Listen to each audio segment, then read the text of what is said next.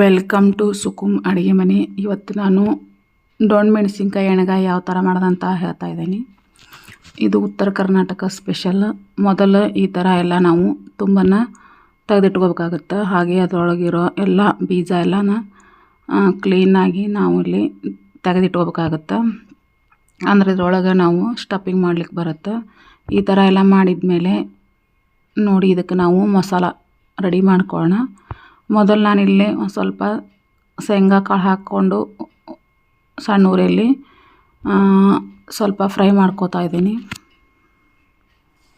ನೋಡಿ ಶೇಂಗಾ ಕಾಳು ಫ್ರೈ ಮಾಡ್ಕೊಂಡಿದ್ಮೇಲೆ ಹಾಗೆ ಅದಕ್ಕೆ ಒಂದು ಸ್ವಲ್ಪ ಚಕ್ಕೆ, ಲವಂಗ, ಹಾಗೆ ಒಂದಿಷ್ಟು ಧನಿಯಾ ಹಾಕಿ ಒಂದು ಅರ್ಧ ಟೀ ಸ್ಪೂನಷ್ಟು ಜೀರಿಗೆ ಹಾಕಿ ಇದನ್ನು ಸ್ವಲ್ಪ ಎಣ್ಣೆ ಹಾಕ್ತಾ ಇರೋ ಥರ ಸ್ವಲ್ಪ ಡ್ರೈ ಆಗಿ ಫ್ರೈ ಮಾಡ್ಕೋಬೇಕಾಗತ್ತೆ.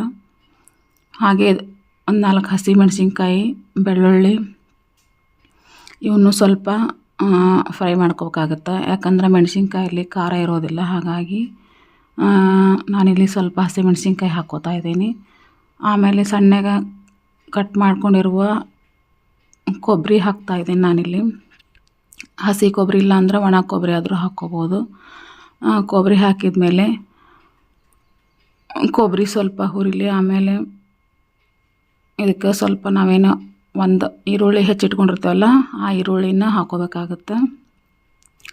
ಈರುಳ್ಳಿ ಹಾಕ್ಕೊಂಡಿದ್ಮೇಲೆ ಇವನು ಸ್ವಲ್ಪ ಹಸಿ ವಾಸನೆ ಹೋಗೋವರೆಗೂ ಚೆನ್ನಾಗಿ ಸಣ್ಣ ಉರಿಯಲ್ಲಿ ಸ್ವಲ್ಪ ಎಣ್ಣೆ ಹಾಕಿಬಿಟ್ಟು ನಾವು ಚೆನ್ನಾಗಿ ಹುರ್ಕೋಬೇಕಾಗತ್ತೆ.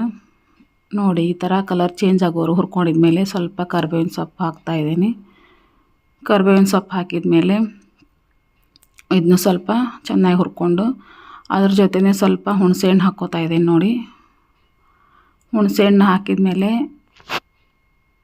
ನೋಡಿ ಅದ್ರ ಜೊತೆ ಚೆನ್ನಾಗಿ ಇದನ್ನು ಸ್ವಲ್ಪ ಹುರ್ಕೊಂಡಿದ್ಮೇಲೆ ಇದು ಸ್ವಲ್ಪ ತಣ್ಣಗೆ ಹಾಕ್ಬಿಡೋಣ. ಆಮೇಲೆ ನಾವು ಡೊಣ್ ಮೆಣಸಿನ್ಕಾಯಿ ಏನು ನಾವು ತೊಗೊಂಡಿರ್ತೀವಲ್ಲ ಬೀಜ ತೆಗೆದ್ಬಿಟ್ಟು ಅದನ್ನ ಸ್ವಲ್ಪ ಹುರ್ಕೋಬೇಕಾಗುತ್ತೆ. ಅಂದ್ರೆ ನಮಗೆ ಜಲ್ದಿ ಫ್ರೈ ಆಗುತ್ತೆ.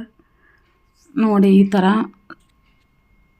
ಇವು ಜಲ್ದಿ ಸ್ವಲ್ಪ ಹುರಿಯೋಕೆ ಟೈಮ್ ತೊಗೊಳುತ್ತೆ. ಹಾಗಾಗಿ ಒಂದು ಸ್ವಲ್ಪ ಇದಕ್ಕೂ ಎಣ್ಣೆ ಹಾಕಿಬಿಟ್ಟು ನಾವು ಹುರ್ಕೋಬೇಕಾಗುತ್ತೆ. ನೋಡಿ ಇದು ಎಣ್ಣೆ ಹಾಕಿದ ಮೇಲೆ ಸ್ವಲ್ಪ ಕಲರ್ ಈ ಥರ ಚೇಂಜ್ ಆಗಬೇಕು. ಅಲ್ಲಿವರೆಗೂ ಇವನ್ನ ಸ್ವಲ್ಪ ಹುರಿದ್ಮೇಲೆ ಇದು ರೊಟ್ಟಿ ಚಪಾತಿಗೆ ತುಂಬ ಚೆನ್ನಾಗಿರುತ್ತೆ. ನೋಡಿ ಎಣ್ಣೆ ಹಾಕಿದ ಮೇಲೆ ಸ್ವಲ್ಪ ಹೊತ್ತು ನಾವು ಇದನ್ನು ಮುಚ್ಚಳ ಮುಚ್ಚಿ ಒಂದು 10 ನಿಮಿಷ ಬಿಡಬೇಕಾಗುತ್ತೆ. ಅಲ್ಲಿವರೆಗೂ ನಾವು ಮಸಾಲಾನ ರೆಡಿ ಮಾಡ್ಕೊಳ್ಳೋಣ. ನಾವೇನು ಹುರಿದಿಟ್ಕೊಂಡಿರ್ತೀವಲ್ಲ ಕಡಲೆ ಬೀಜ, ಧನಿಯಾ, ಜೀರಿಗೆ ಅದನ್ನ ಪೌಡ್ರ್ ಮಾಡ್ಕೊಳ್ಳೋಣ. ಅದ್ರ ಜೊತೆನೇ ಕೊಬ್ಬರಿ ಹಾಗೆ ಈರುಳ್ಳಿ ಹುರ್ಕೊಂಡಿರ್ತೀವಲ್ಲ ಅದನ್ನು ಹಾಕ್ಕೊಂಡು ಅರಶಿನ ಪುಡಿ, ಉಪ್ಪು ಹಾಗೆ ಸ್ವಲ್ಪ ರುಚಿಗೆ ತಕ್ಕಷ್ಟು ನಾನಿಲ್ಲಿ ಬೆಲ್ಲ ಹಾಕ್ಕೋತಾ ಇದ್ದೀನಿ. ಹಾಕಿದ್ಮೇಲೆ ನೋಡಿ ಈ ಥರ ಪೇಸ್ಟ್ ಮಾಡೋಣ. ಆಮೇಲೆ ಏನು ಗುರಾಳ್ ಪುಡಿ ಇರುತ್ತಲ್ಲ ಗುರಾಳ್ ಪುಡಿ ಹಾಕ್ಕೊಂಡು ಸ್ವಲ್ಪ ರುಬ್ಕೊಂಬರೋಣ. ನೋಡಿ ನಮಗೆ ಇವಾಗ ಸ್ಟಫಿಂಗ್ ರೆಡಿ ಆಯಿತು. ಇವಾಗ ನೋಡೋಣ ಡೊಣ್ಗಾಯಿ ನೋಡಿ ಕಲರ್ ಯಾವ ಥರ ಚೇಂಜ್ ಆಗಿದೆ ಅಂತ.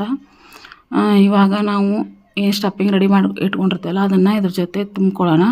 ನೋಡಿ ಎಲ್ಲ ಇದೇ ಥರನ ನಾವು ಸ್ಟಫಿಂಗ್ ಮಾಡ್ಕೊಳ್ಳೋಣ. ಎಲ್ಲ ಇದೇ ಥರ ಮಾಡಿ ಇಟ್ಕೊಂಡಿದ್ಮೇಲೆ ಇದಕ್ಕೆ ನಾವು ಒಗ್ಗರಣೆ ಹಾಕ್ಕೋಬೇಕಾಗುತ್ತೆ. ಒಗ್ಗರಣೆಗೆ ಒಂದು ಬಾಣಲೆ ಇಟ್ಕೊಂಡು ಅದಕ್ಕೆ ಎಣ್ಣೆ ಹಾಕ್ಕೊಳ್ಳೋಣ. ಎಣ್ಣೆ ಬಿಸಿ ಆದಮೇಲೆ ಸ್ವಲ್ಪ ಸಾಸಿವೆ ಹಾಕ್ಕೊಳ್ಳೋಣ. ನೋಡಿ ಇವಾಗ ಎಣ್ಣೆ ಬಿಸಿ ಆಯಿತು. ಇದಕ್ಕೆ ನಾನಿಲ್ಲಿ ಒಂದು ಅರ್ಧ ಟೀ ಸ್ಪೂನಷ್ಟು ಸಾಸಿವೆ ಹಾಕ್ಕೋತಾ ಇದ್ದೀನಿ. ಇದು ಸಾಸಿವೆ ಚಟಪಟ ಅಂದಮೇಲೆ ನಾನಿಲ್ಲಿ ಸಣ್ಣಗೆ ಕಟ್ ಮಾಡ್ಕೊಂಡಿರುವ ಈರುಳ್ಳಿ ಹಾಕ್ಕೋತಾ ಇದ್ದೀನಿ ಒಗ್ಗರಣೆಗೆ. ಈರುಳ್ಳಿ ಹಾಕ್ಕೊಂಡು ಈರುಳ್ಳಿ ಚೆನ್ನಾಗಿ ಸ್ವಲ್ಪ ಎಣ್ಣೆ ಜೊತೆ ಹುರ್ಕೋಬೇಕಾಗತ್ತೆ. ಇದು ಚೆನ್ನಾಗಿ ಎಣ್ಣೆ ಜೊತೆ ನೋಡಿ ಈ ಥರ ಕಲರ್ ಚೇಂಜ್ ಆಗೋವರೆಗೂ ಸ್ವಲ್ಪ ಗೋಲ್ಡನ್ ಬ್ರೌನ್ ಬರೋವರೆಗೂ ಫ್ರೈ ಮಾಡ್ಕೊಂಡ್ಮೇಲೆ ನೋಡಿ ಈ ಥರ ಚೆನ್ನಾಗಿ ಫ್ರೈ ಆದಮೇಲೆ ನಾವು ಏನು ಸ್ಟಫಿಂಗ್ ಮಾಡಿ ಇಟ್ಕೊಂಡಿರ್ತೀವಲ್ಲ ಕ್ಯಾಪ್ಸಿಕಮ್ ಅದನ್ನು ಇದ್ರ ಜೊತೆನೇ ಒಂದೊಂದಾಗಿ ಹಾಕ್ಕೋಬೇಕಾಗುತ್ತೆ. ನೋಡಿ ಈ ಥರ ನಾವು ಮೊದಲು ಕ್ಯಾಪ್ಸಿಕಮ್ನ ಫ್ರೈ ಮಾಡ್ಕೊಂಡಿರ್ತೀವಲ್ಲ ಹಾಗಾಗಿ ನಮಗೇನು ಜಾಸ್ತಿ ಟೈಮ್ ತೊಗೊಳೋದಿಲ್ಲ. ಒಗ್ಗರಣೆ ಜೊತೆ ಇದನ್ನ ಸ್ವಲ್ಪ ಚೆನ್ನಾಗಿ ಕೈ ಆಡಿಸ್ಕೊಂಡು ಇನ್ನು ಏನು ಉಳಿದಿರ್ತೈತಲ್ಲ ಮಸಾಲ ಅದನ್ನು ಇದ್ರ ಜೊತೆನೇ ಸೇರಿಸ್ಕೋಬೇಕಾಗತ್ತೆ. ಅಂದ್ರೆ ನಮ್ಗೆ ಸ್ವಲ್ಪ ಗ್ರೇವಿ ಅನ್ನೋದು ಆಗುತ್ತೆ ನೋಡಿ. ಈ ಥರ ಸೇರಿಸ್ಕೊಂಡಿದ್ಮೇಲೆ ಅದೇ ಮಿಕ್ಸಿ ಜಾರಿಗೆ ಸ್ವಲ್ಪ ನೀರು ಹಾಕಿಬಿಟ್ಟು ಇದಕ್ಕೆ ಹಾಕ್ಕೊಳ್ಳೋಣ. ನೋಡ್ಕೋಬೇಕಾಗುತ್ತೆ ನೀರು ಎಷ್ಟು ಬೇಕು ನಾವು ಅಷ್ಟು ನೀರು ಹಾಕ್ಕೊಂಡು ಒಂದು ಕುದಿ ಸ್ವಲ್ಪ ಕುದಿಸ್ಕೊಂಡ್ರೆ ನಮ್ಗೆ ಕ್ಯಾಪ್ಸಿಕಮ್ ಗ್ರೇವಿ ರೆಡಿಯಾಗುತ್ತೆ. ಈ ಟೈಮಲ್ಲಿ ಬೇಕಿದ್ರೆ ಉಪ್ಪು ಚೆಕ್ ಮಾಡಿಕೊಂಡು ಬೇಕಿದ್ರೆ ಇನ್ನೂ ಸ್ವಲ್ಪ ಉಪ್ಪು ಬೇಕಿದ್ರೆ ಹಾಕ್ಕೋಬೋದು. ಇದು ರೊಟ್ಟಿ ಚಪಾತಿಗೆ ಅನ್ನಕ್ಕೆ ತುಂಬಾ ಚೆನ್ನಾಗಿರುತ್ತೆ ಈ ಗ್ರೇವಿ ನೋಡಿ. ಇದು ಒಂದು 10 ನಿಮಿಷ ಕುದಿಸಿದ ಮೇಲೆ ಆಮೇಲೆ ತೆಗೆದು ನೋಡೋಣ ಯಾವ ಥರ ಗ್ರೇವಿ ರೆಡಿಯಾಗಿದೆ ಅಂತ ನೋಡಿ. ಇವಾಗ ಕುದ್ದಿದ ಮೇಲೆ ನಮ್ಗೆ ಡೊಣ್ ಮೆಣಸಿನ್ಕಾಯಿ ಎಣ್ಗಾಯಿ ಆಗೈತಿ. ಇವಾಗ ಇದನ್ನು ಒಂದು ಬೌಲ್ಗೆ ನಾನಿಲ್ಲಿ ಸರ್ವ್ ಮಾಡ್ತೇನೆ.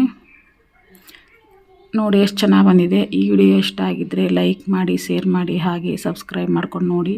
Thank you for watching.